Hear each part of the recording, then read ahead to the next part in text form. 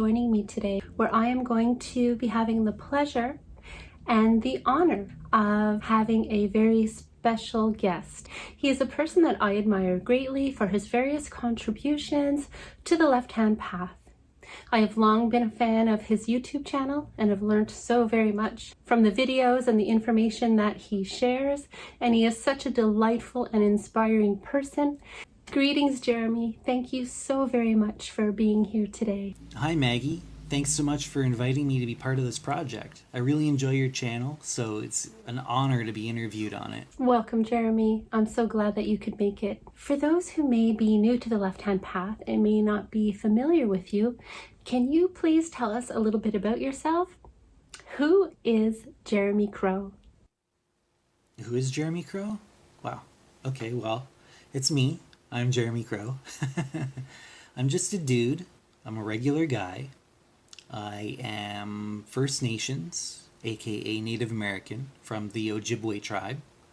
I also have some Scottish ancestry, which derives from the clan Mackenzie. I am a husband and father.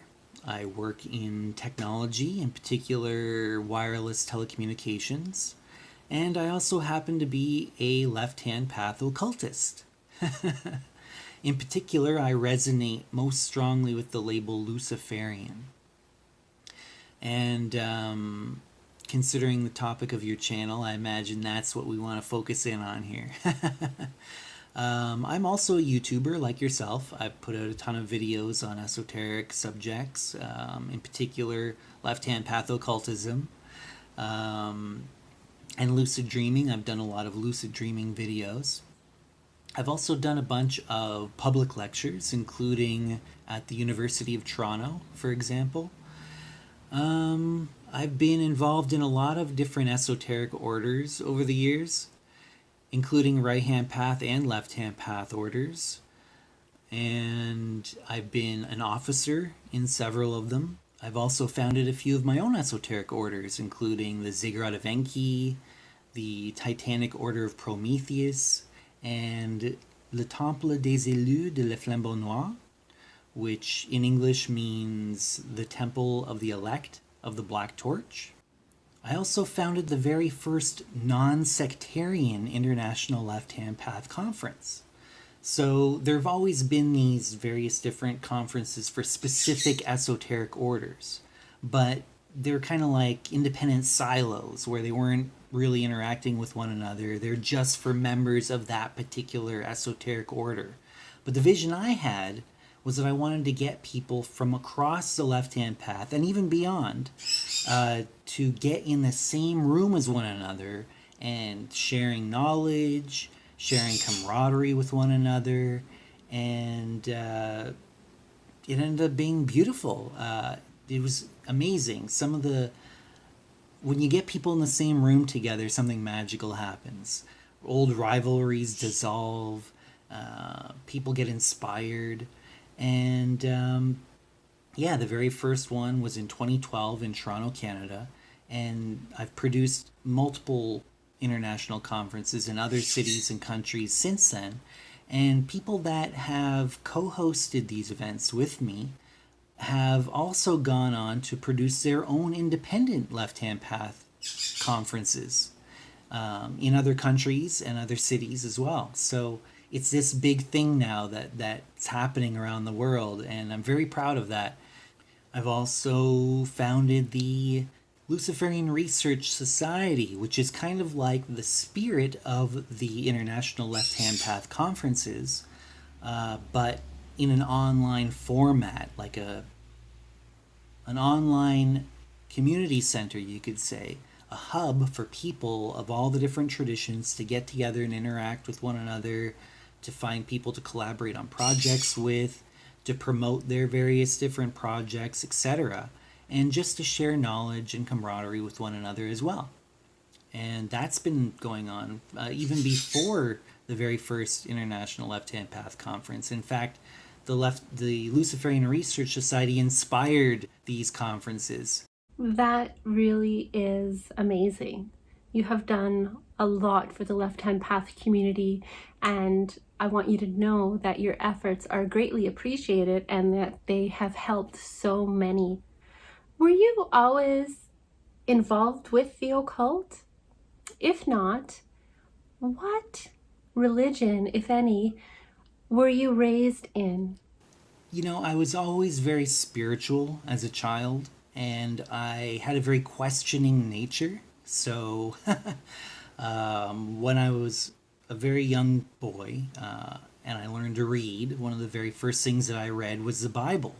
I was raised Catholic, and I remember reading the first few books of the Bible, the 5 books of Moses, and I remember thinking, wow, the God described here, seems more like a monster or some sort of demonic entity than a God. Really, like, this is God doing all these horrible, horrible things, And the adults around me didn't really have an answer to that. Eventually that grew into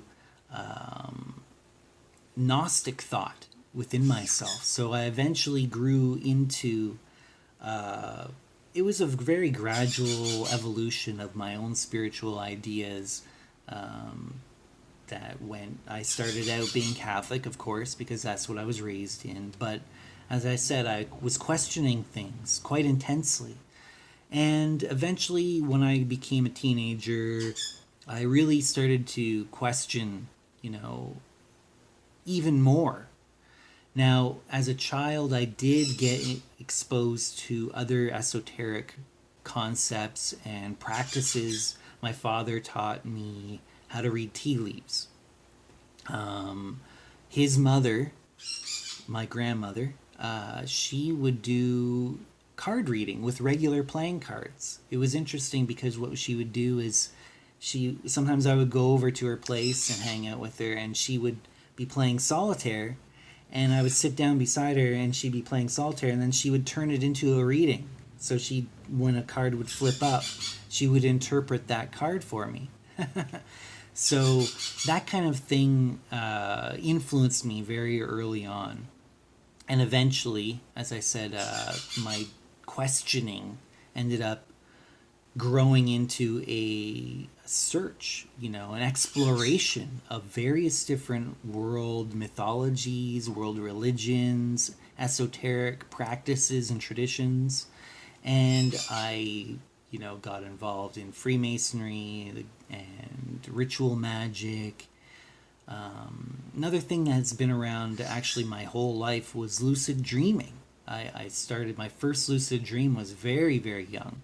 And I had them quite a bit, here and there growing up. But then when I became a teenager, I found out that that the term existed, that lucid dreaming was a thing, and there was a name for it. And there was even scientists that studied this thing, and there were other traditions out there, in particular Tibetan Buddhism and Bon shamanism, that really delve into some of this dream work. And I absorbed as much as I possibly could, and I started to do these practices which made lucid dreaming happen much more frequently. And that evolved into learning how to do astral projection as well.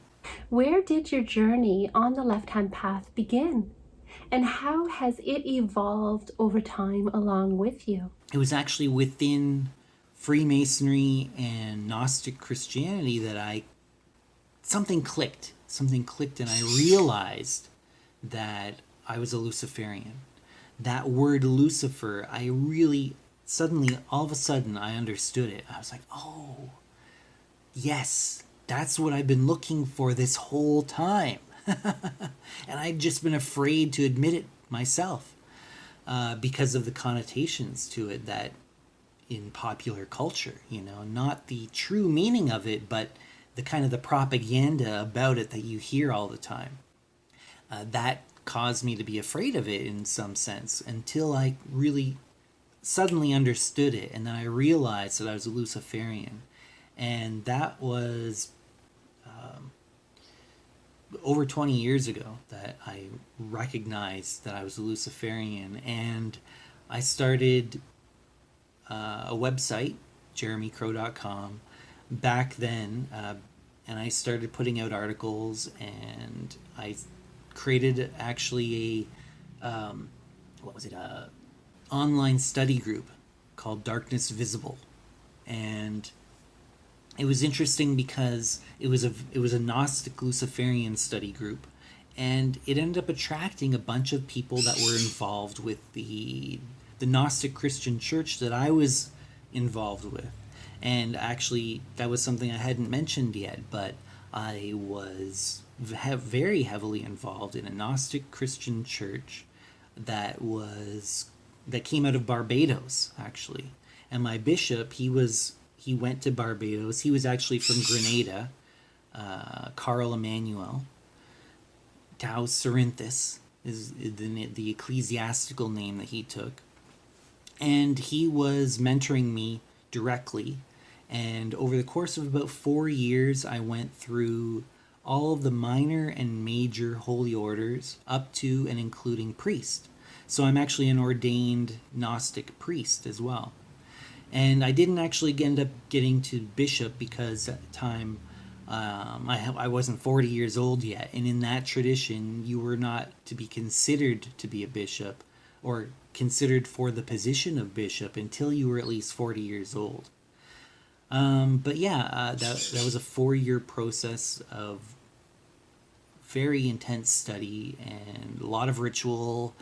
And then I served a congregation in Toronto of the Gnostic Church for about a year. And then I went off to kind of explore other things, but I still was active as a priest here and there. And I did a wedding, I've done a baptism, a Gnostic baptism, etc. And eventually it basically just blossomed into full-on left-hand path occultism. But it was a very gradual process. I was very right-hand path when I was young and growing up, and eventually worked my way into realizing that the left-hand path was what I had been searching for all along, which to me completes it. I feel like the left-hand path, and I know you've spoken about this in some of your videos, that the left-hand path is more of the complete path in a sense of that we don't reject works of light. We're compassionate, loving individuals that, we're not demons or we're not devils, like we might like to play about that, but really we are full, complete individuals that embrace works of light, as well as courageously exploring the darkness especially within ourselves, but also the darkness around us, the darkness, the more disturbing sometimes side of nature, human nature as well as beyond, and to get to really understand yourself. And basically I started out with the right-hand path and then eventually added the left-hand path to that. That is really interesting how one can evolve over a gradual period of time and then getting to a point where you realize that if you want to do this, if you want to evolve, you're going to have to fare forth and venture into the darkness. And you become aware that the darkness isn't good and evil. It's not quite as cut and dry and simplistic as we have been led to believe all along. No amount of study will do anyone any good on the most deep and meaningful levels if they do not embrace themselves fully in completeness and find balance. So thank you so very much for sharing that, because you've touched on so many important key points there. Do you have any new projects on the horizon, any new books, or anything else that you would like to share with us? Yeah, I do actually have a few book projects on the go right now. I did put out a book called Initiation into the Left-Hand Path several years back. There was only 45 copies of it, all signed and numbered by myself, and they sold out really quickly. Now, what I've done since then, I've actually updated some of the material and I've written additional material to add to that. And I'm going to put out a new edition of that relatively soon.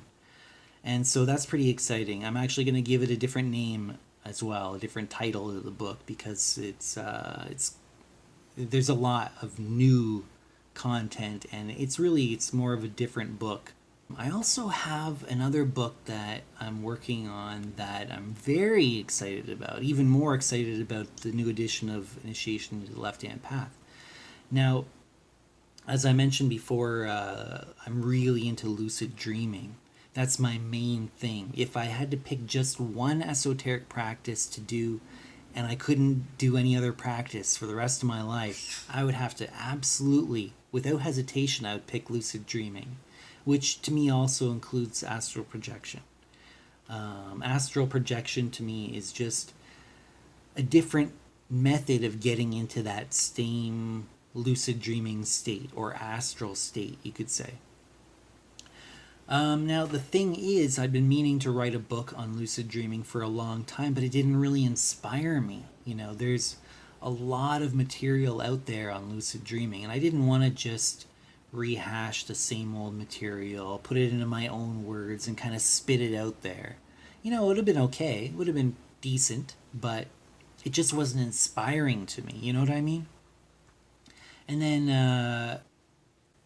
I had this other idea for a book on teaching my own system of esoteric practice. So I wanted it to be like a workbook with several lessons where you could learn the fundamentals and build up from there to more advanced esoteric and occult practices.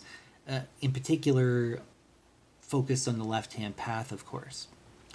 Now, that was a bit more inspiring to me because I have a lot to say on the matter and a lot of unique information, but there are a lot of books out there on beginning occult practices.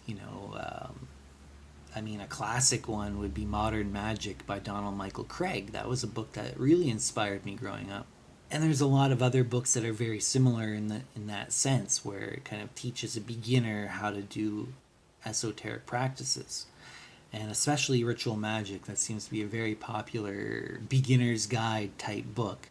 But again, I did have a lot of unique practices that I developed on my own that was inspiring to me, and I did start work on that. But then the idea came to me in a flash of inspiration one day.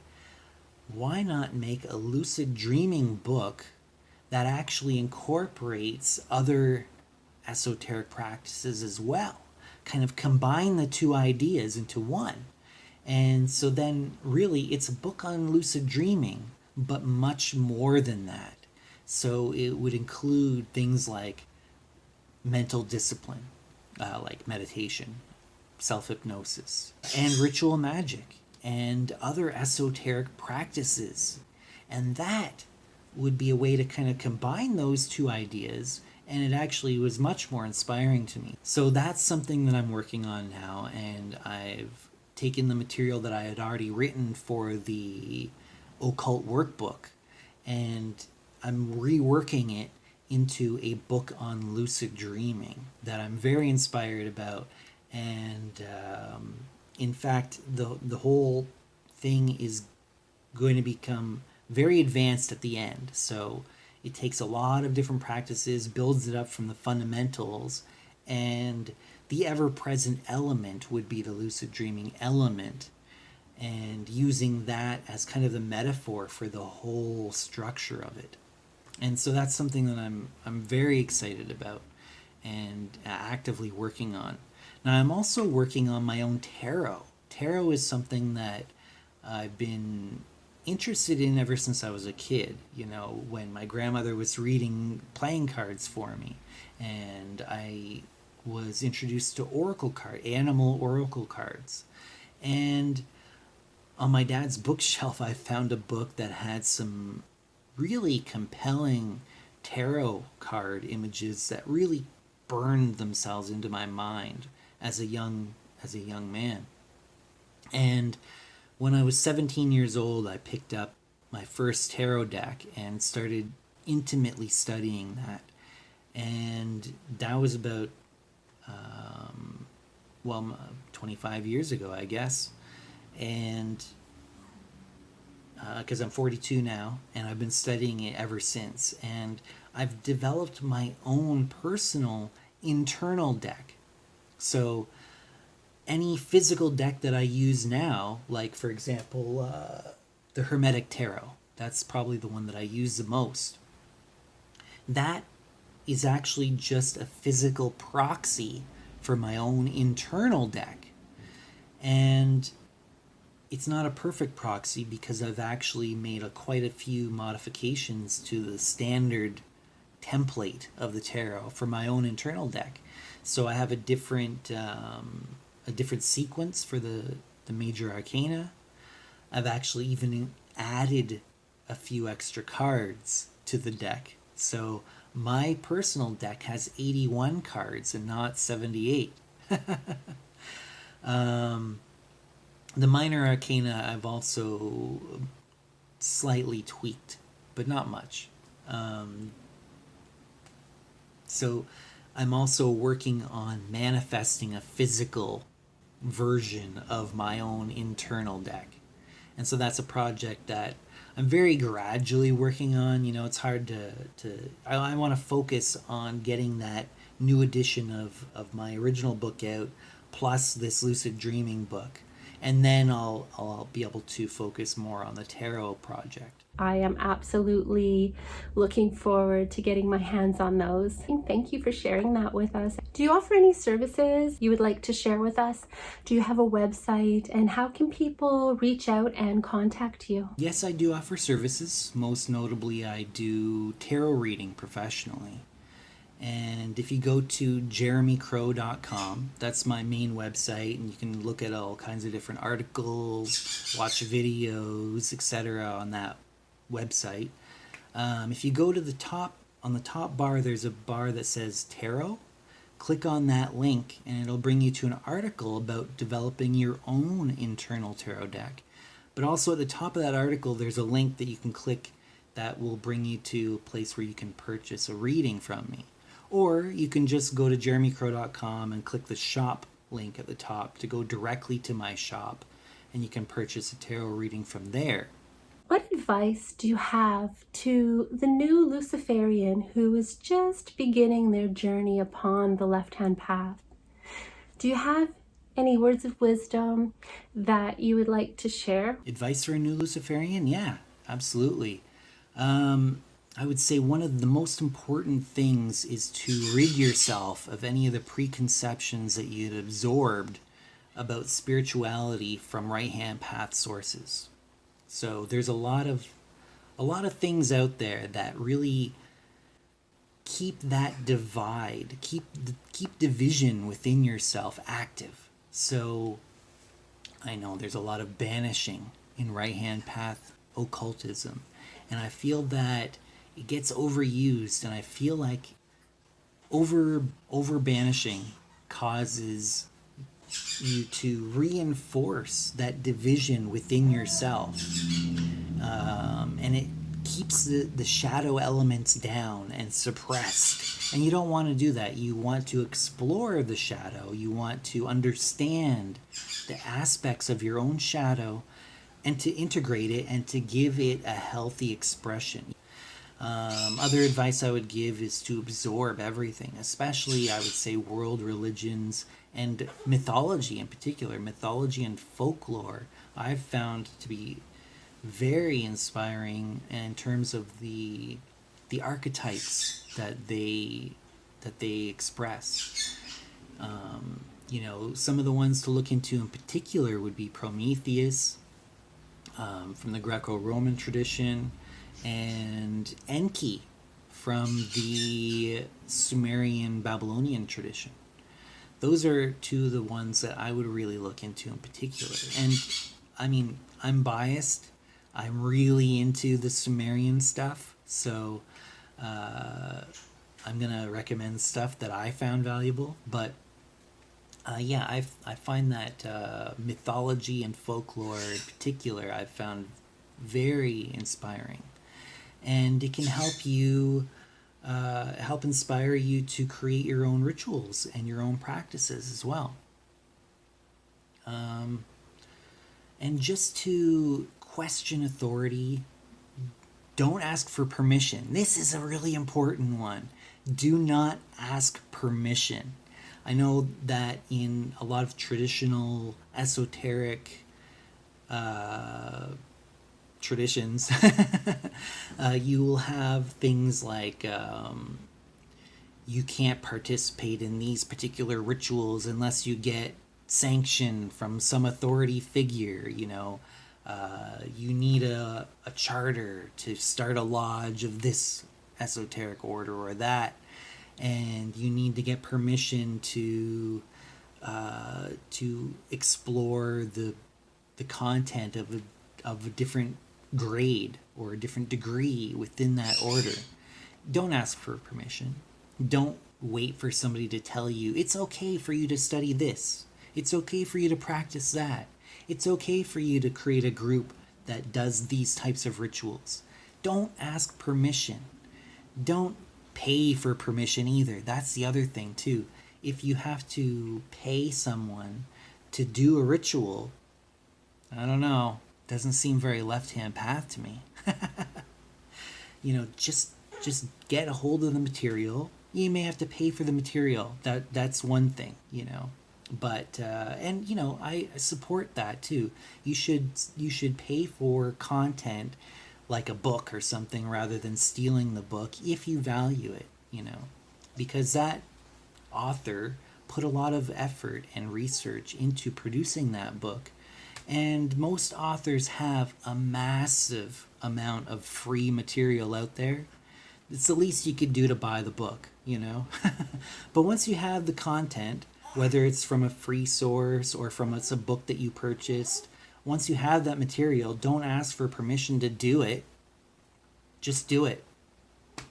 So I think that's probably the biggest piece of information or advice that I would give to a new Luciferian is to don't ask permission. Jeremy, once again, thank you so very much for being here. I truly appreciate your time.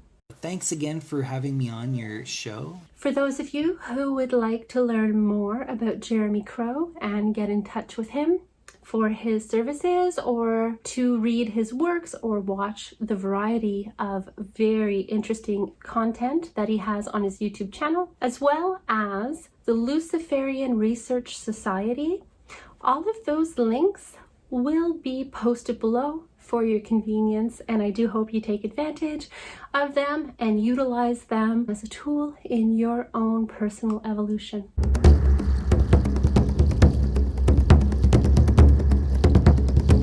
Thou art God. You are a god or a goddess. I hope this has been of some help, and until next time, I wish you